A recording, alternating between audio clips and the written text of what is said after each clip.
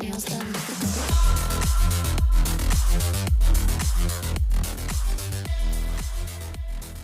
Movie शुरू होती है तो हम एक फेड्रा नाम की लड़की को देखते हैं जिसमें एक बहुत ही अद्भुत शक्ति थी। वो अपने सपनों में आने वाला भविष्य देख सकती थी। फेड्रा सपने में हिपेरियन नाम के एक राजा को देखती है जो सारी इंसानियत पर राज करना चाहता था और वो एक तीर से टाइटन्स को आजाद कर देता है। असल में करोड़ों साल पहले जब धरती पर मानव जाति का जन्म नहीं हुआ था तब स्वर्ग लोक में एक बहुत बड़ी जंग हुई थी। जो उस जंग में जीत जाते हैं उन्हें गॉड्स का दर्जा दिया गया और वो हमेशा के लिए स्वर्ग पर राज करने के लिए वहीं पर रहे। लेकिन जो उस जंग में हार गए थे उन्हें टाइटन्स का नाम दिया गया और उन्हें धरती पर बहुत ही गहरी गुफाओं में हमेशा के लिए कैद कर दिया गया था। उस लड़ाई में एक दिव्य शक्तियों वाला कमान इस्तेमाल किया गया था, लेकिन वो कमान स्वर्गलोक से धरती पर गिरा और कहीं गुम हो गया। इसके बाद लाखों करोड़ों साल गुजर जाते हैं। फिर हमें दिखाया जाता है कि धरती पर मानव जाति विकसित हो चुकी है। इसके बाद हम देखते हैं हिपेरियन नाम के राजा को। राजा के परिवार के सभी लोग किसी बीमारी के चलते बीमार हो जाते हैं। किंग हिपेरियन गॉड्स के आगे प्रेयर करता है, लेकिन फिर भी उसके परिवार के सभी मेंबर बीमारी के चलते मर जाते हैं, जिस कारण वो गॉड्स के खिलाफ हो जाता है और वो ये मान लेता है कि गॉड्स होते ही नहीं है और फिर उसकी इच्छा टाइटन्स को ढूंढकर उन्हें आजाद करने की होती है। लेकिन ये सिर्फ उस कमान के जरिए ही मुमकिन था जो स्वर्ग लोक की जंग के समय धरती पर कहीं गुम हो गया था।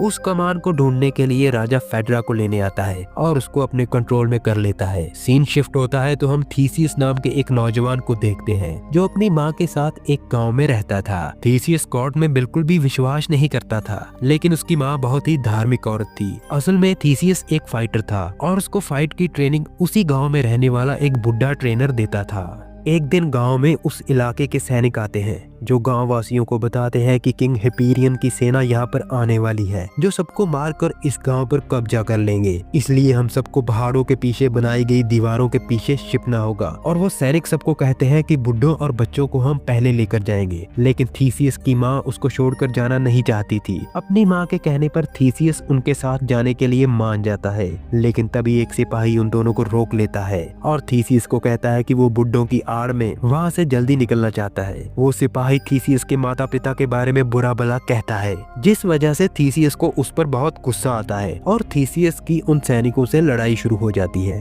बढ़िया फाइटर स्किल्स होने की वजह से वो उन सब सैनिकों को काफी मारता है और एक सैनिक के गले पर तलवार रख देता है। इतनी देर में उन सैनिकों का कमांडर भी वहाँ पर आ जाता है और वो थीसियस को कहता है कि सिपाही को छोड़ दे, लेकिन थीसियस उसे कहता है कि पहले ये मुझसे माफी मांगे और साथ ही थीसियस उस कमांडर को कहता है कि वो ये प्रॉमिस करे कि हमारे गांव के सभी लोग एक साथ सेफ जगह पर पहुंचेंगे। तो कमांडर उससे ये प्रॉमिस कर लेता है, जिसके बाद वो सिपाही को छोड़ देता है। फिर वो कमांडर थीसियस को उसकी सेना का साथ देने को कहता है, लेकिन उस सैनिक के बिहेवियर की वजह से थीसियस कमांडर का साथ देने से इनकार कर देता है। तभी वो कमांडर सैनिक को सेना से निकाल देता है जिसने थीसियस की माँ की बेइज्जती की थी। बदला लेने के लिए वो सिपाही किंग हिपेरियन के पास चला जाता है और उसे थीसियस के गांव के बारे में बता देता है, जिस वजह से किंग हिपेरियन के सिपाही उस गांव में जाकर बहुत लोगों को मार देते हैं। वो सिपाही थीसियस को बंदी बनाकर उसकी आंखों के सामने उसकी मां का गला काट देता है, जिस वजह से थीसियस अंदर तक टूट जाता है। थीसियस को गुलाम बना लिया जाता है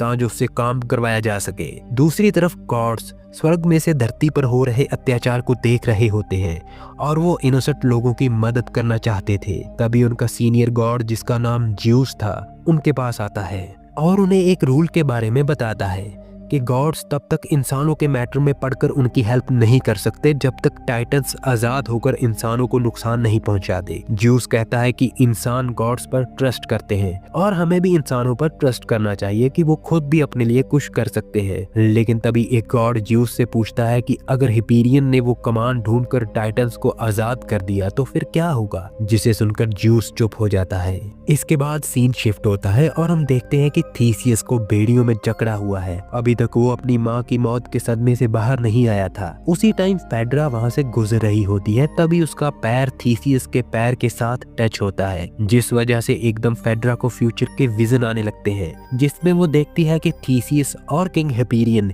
एक साथ एक बोट में है और थीसियस के हाथ में वही कमान है जिससे टाइटन्स को आजाद किया जा सकता है। फेड्रा अपने एक साथी को धीरे से कहती है कि आज रात हमें किसी भी हालत में यहाँ से निकलना है और वो थीसियस की ओर इशारा इशारा करके कहती है कि इस गुलाम को भी साथ लेकर जाना है, क्योंकि वो जान चुकी थी कि थीसियस का गॉड्स के उस कमान के साथ कोई ना कोई कनेक्शन तो जरूर है, और अगर ये किंग हिपेरियन के साथ मिल गया तो पूरी मानव जाति की तबाही का कारण बन सकता है। फिर रात को फेड्रा अपने साथियों की मदद से सिपाहियों को चकमा देकर थीसियस को अपने साथ लेकर वहां से भाग जाती है। जब किंग हिपेरियन को इस बात का पता चलता है तो वो फेड्रा की बहनों को बहुत मारता है और उनसे फेड्रा के ठिकाने के बारे में पूछता है, और दूसरी तरफ वो अपने सैनिकों को कहता है कि कहीं से भी फेड्रा को जिंदा ढूंढ कर लाएं। तभी हिपेरियन के सैनिक वहां पर पहुंच जाते हैं जहां पर थीसियस, फेड्रा और उनके साथी छिपे हुए थे। थीसियस और हिपेरियन के सैनिकों में काफी लड़ाई होती है, लेकिन अंत में वो सैनिक थीसियस, फेड्रा और उनके साथियों को एक बोट में घेर लेते हैं।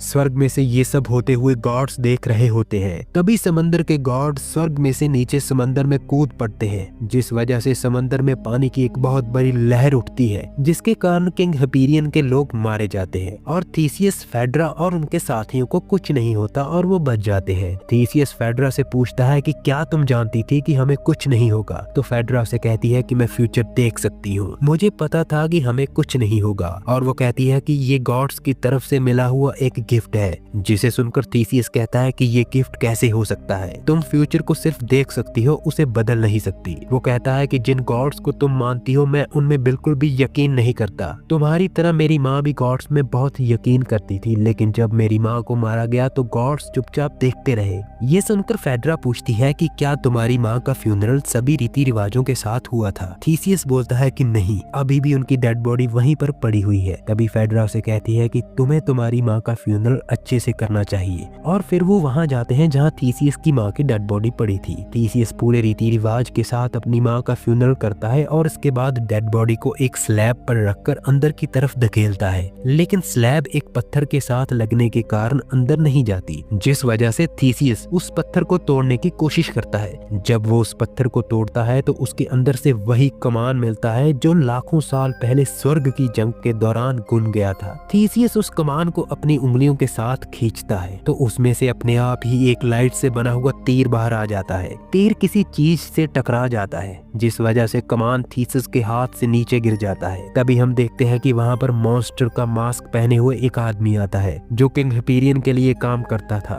थीसियस और उस मॉन्स्टर के बीच काफी फाइट होती है, लेकिन वो आदमी थीसियस से हार जाता है और थीसियस के हाथों वहीं पर मारा जाता है। जब थीसियस बाहर निकलता है तो देखता है कि किंग हिपेरियन के सैनिकों ने फेड्रा और उसके साथियों को बंदी बना लिया है, और तभी वो कमान में से वो लाइट से बने हुए तीर चला देता है जो सीधा जाकर किंग हिपेरियन के सैनिकों को लगते हैं और वो सब वहीं पर मारे जाते हैं। रात होने पर फेड्रा थीसियस के जख्मों पर मरहम लगा रही होती है। तभी थीसियस उसे कहता है कि मैं गॉड्स के बारे में गलत सोचता था, पर मेरी माँ गॉड्स के बारे में सब कुछ ठीक कहती थी। फेड्रा उसे कहती है कि देखा जाए तो तुम्हारी माँ की वजह से ही हम उस कमान तक पहुँच पाए हैं। इन सब बातों के बाद वो दोनों काफी करीब आ जाते हैं। बचपन से ही फेड्रा को कहा गया था कि अगर वो किसी मर्द से शारीरिक संबंध बनाएगी तो गॉड द्वारा फ्यूचर देख पाने का गिफ्ट वापस ले लिया जाएगा। फेड्रा थीसियस को कहती है कि तुम ठीक कहते थे, फ्यूचर देख पाना कोई गिफ्ट नहीं बल्कि एक श्राप है, और फिर वो दोनों फिजिकली इंटीमेट होते हैं।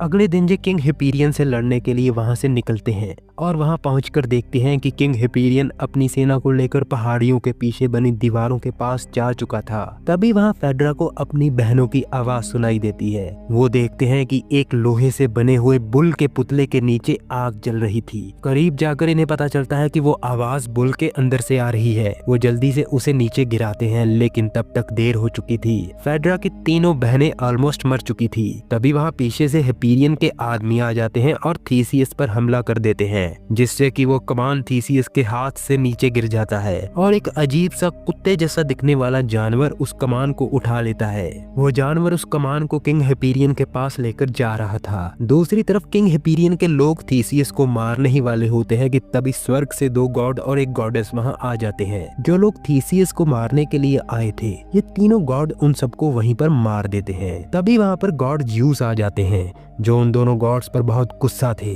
ज्यूस उन गॉड्स को मार देते हैं और थीसियस को कहते हैं कि इसके बाद कोई भी गॉड तुम्हारी मदद के लिए नहीं आएगा। मुझे तुम पर यकीन है, मेरे यकीन को सही साबित करके दिखाओ और अपने लोगों को प्रोटेक्ट करो। इसके बाद ये सब उस गॉडेस द्वारा दिए गए घोड़े पर बैठकर उन दीवारों के पीछे चल पड़ते हैं। यहाँ पर उनके गांव के लोग और वहाँ के किंग मौजूद थे। थीसियस उस राजा को बताता है कि टाइटन्स यहाँ पर कैद हैं और हमें किसी भी हालत में किंग हिपेरियन को दीवार तोड़कर अंदर आने से रोकना होगा। जिसे सुनकर वो राजा कहता है कि ये सब मनगढ़ंत कहानियां हैं और वो कहता है कि हम किंग हिपेरियन के साथ बैठकर बात करेंगे, क्योंकि कोई भी किंग वॉर नहीं चाहता। दूसरी तरफ किंग हिपेरियन को पता चलता है कि थीसियस को बचाने के लिए खुद गॉड्स जमीन पर आ गए थे। फिर किंग हिपेरियन अपने एक आदमी को भेजता है और कहता है कि हमारे राजा थीसियस को मिलना चाहते हैं। ये सुनकर फेड्रा थीसियस को कहती है कि ये सब कुछ मैं पहले ही अपने सपने में देख चुकी हूँ। वो तुम्हें अपने साथ मिलाना चाहता है, तुम्हारा भरोसा जीतना चाहता है। लेकिन ये सुनकर थीसियस फेड्रा को कहता है कि हिपेरियन की वजह से ही मेरी माँ की जान गई, मैं कभी भी उसका साथ नहीं दूंगा। फिर थीसियस हिपेरियन के पास जाता है। हिपेरियन को देखकर वो उसे मार डालना चाहता था, लेकिन चारों ओर उसके आदमी होने की वजह से अभी वो ये नहीं कर सकता था। हिपेरियन थीसियस को कहता है कि तुम मेरे साथ आ जाओ, मैं तुम्हें अमीर बना दूंगा,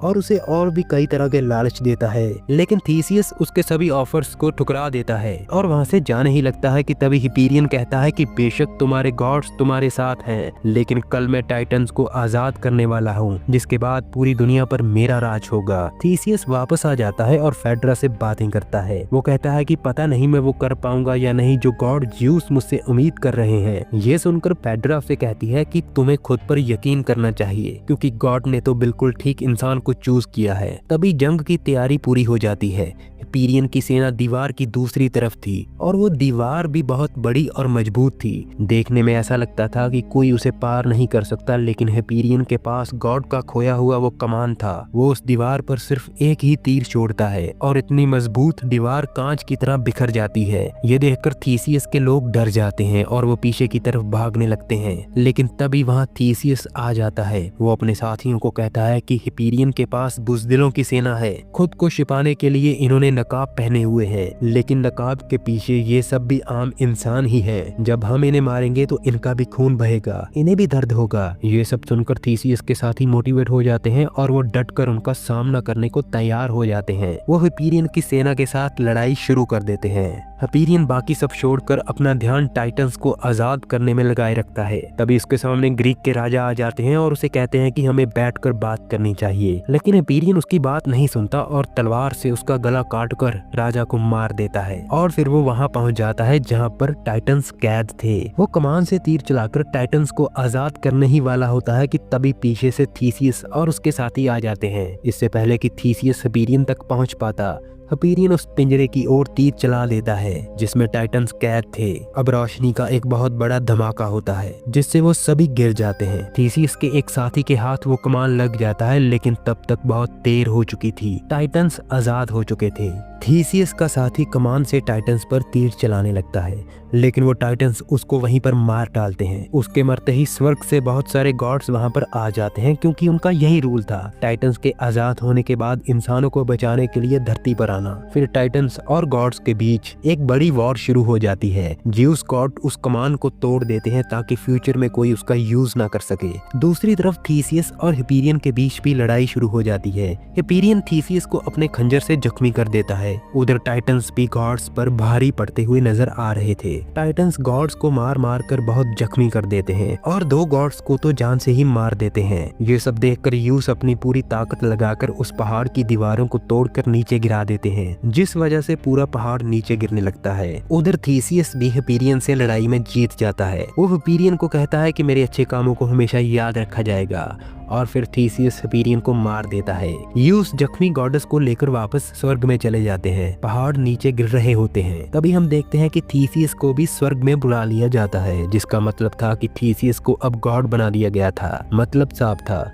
थीसियस के रूप में अच्छाई जीत गई थी और उसे स्वर्ग में जगह मिल गई, और किंग हिपेरियन के रूप में बुराई हार गई, और हिपेरियन की सारी सेना पहाड़ों के नीचे दबने की वजह से मर जाती है। काफी सालों के बाद दिखाया जाता है कि थीसियस की बहादुरी पर कहानी कहानियां बन गई। थीसियस को हमेशा के लिए याद रखा गया। थीसियस और फेड्रा का एक बेटा भी होता है और उसके पास भी सेम अपनी मदर फेड्रा वाली शक्तियां थी, यानी कि वो भी फ्यूचर देख सकता था। वो हिपेरियन की मूर्ति को हाथ लगाता है जिससे उसे विजन आता है कि स्वर्ग में शैतानों और गॉड्स के बीच बहुत बड़ी जंग चल रही है। तभी वहाँ एक बूढ़ा आदमी आ जाता है जो थीसियस का ट्रेनर था, जिसने थीसियस को सभी फाइटिंग स्किल्स सिखाई थी। असल में वो गॉड ज्यूस ही थे जो इंसानों के रूप में धरती पर आए थे। वो उस बच्चे को कहते हैं कि मैं तुम्हारे पिता को जानता था, तुम्हारे पिता बहुत बहादुर इंसान थे। फिर वो उस बच्चे को कहते हैं कि तुम्हारा टाइम भी आने वाला है, जिसे सुनकर वो बच्चा पूछता है कि मेरा कैसा टाइम और किस लिए, जिस पर वो कहते हैं कि बुराई कभी भी खत्म नहीं होने वाली। स्वर्ग में फिर से एक बहुत बड़ी जंग होगी जहाँ पर तुम्हारे फादर भी होंगे जो तुम्हारे भविष्य के लिए लड़ेंगे। और इसी के साथ ये मूवी यहीं पर खत्म हो जाती है।